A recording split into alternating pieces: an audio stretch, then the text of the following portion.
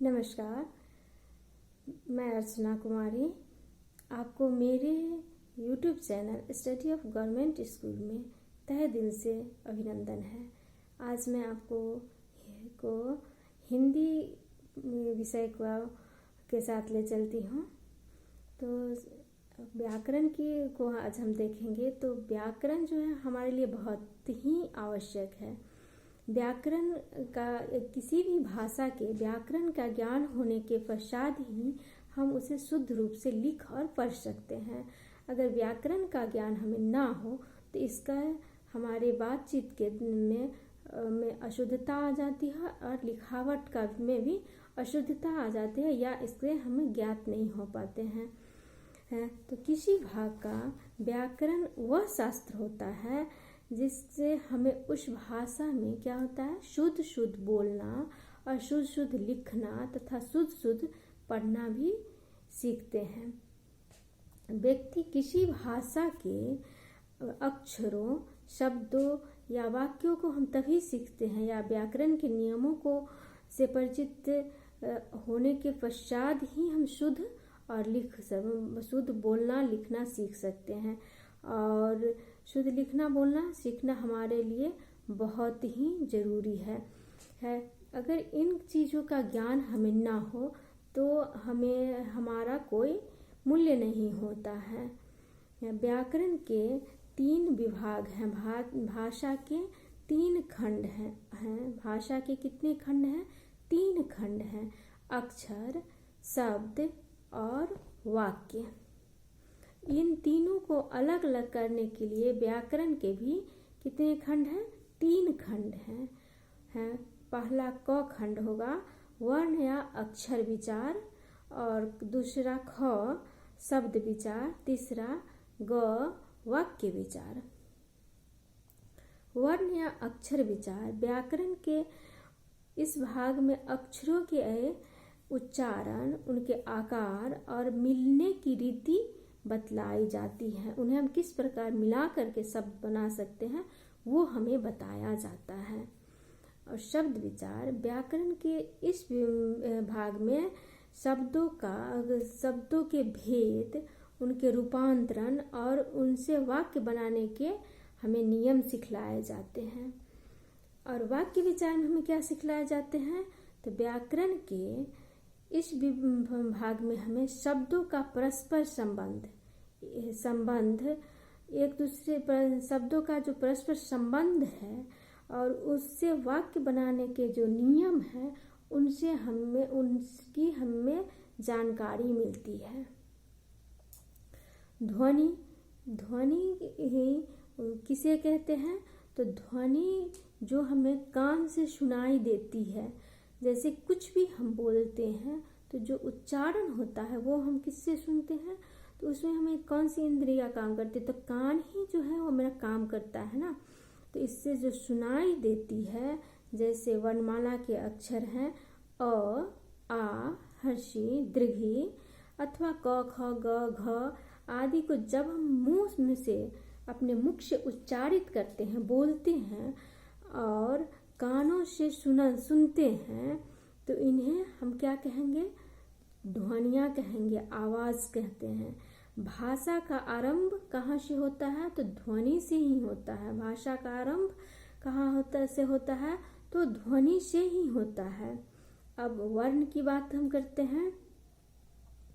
तो वर्ण के अंतर्गत वे सभी मूल ध्वनि को सम्मिलित किया जाता है, वो जिनका किसी प्रकार भी खंडन नहीं किया जा सकता। उनको हम बिखेर नहीं सकते हैं, उनको हम तोड़ नहीं सकते हैं।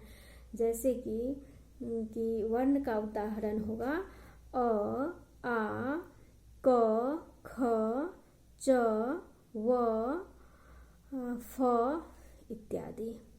वर्णों के 2 भेद होते हैं। वर्णों के कितने भेद होते हैं? 2 भेद होते हैं, स्वर्ण वर्ण तथा व्यंजन वर्ण। स्वर्ण वर्ण वह वर्ण है जिनका उच्चारण बिना किसी अन्य वर्णों की सहायता से ही हम कर लेते हैं। हमको अन्य वर्ण की सहायता लेनी नहीं पड़ती है। जैसे अ, आ, हर्षी, दीर्घ ऊ इत्यादि।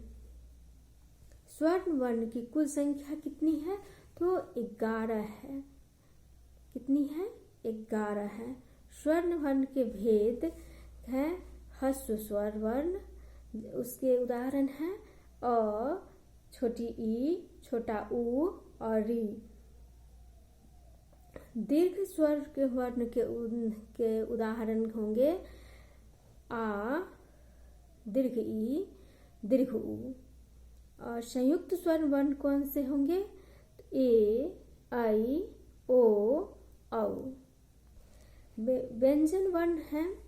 व्यंजन वर्ण वह वर्ण है जिसका उच्चारण स्वर वर्ण की सहायता से ही हम करते हैं, जैसे क, ख, च, छ, त, थ आदि।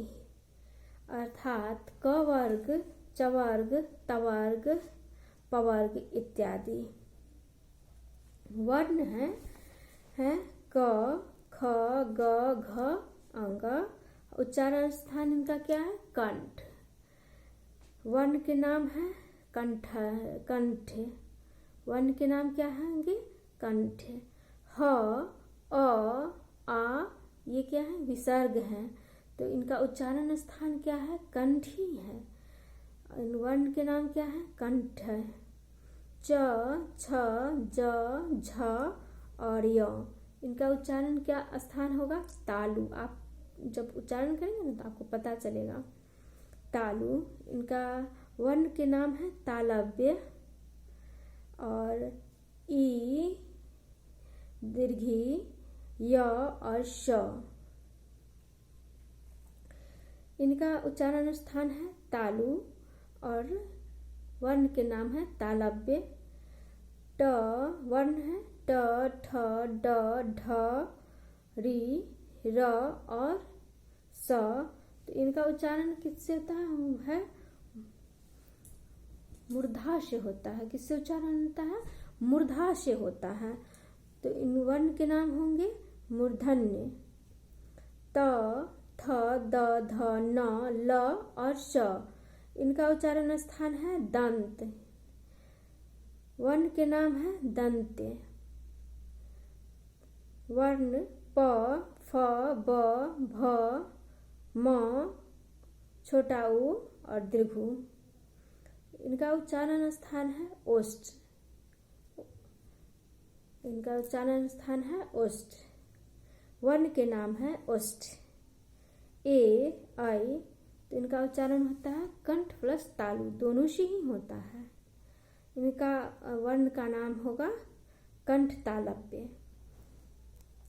ओ, औ, उच्चारण स्थान क्या होगा? कंठ और ओष्ठ। कंठ और ओष्ठ दोनों से ही होता है। तो कर्ण वर्ण के नाम है कंठो अष्ठ। व वर्ण है व, इनका उच्चारण स्थान है दंत और ओष्ठ, दंत प्लस ओष्ठ।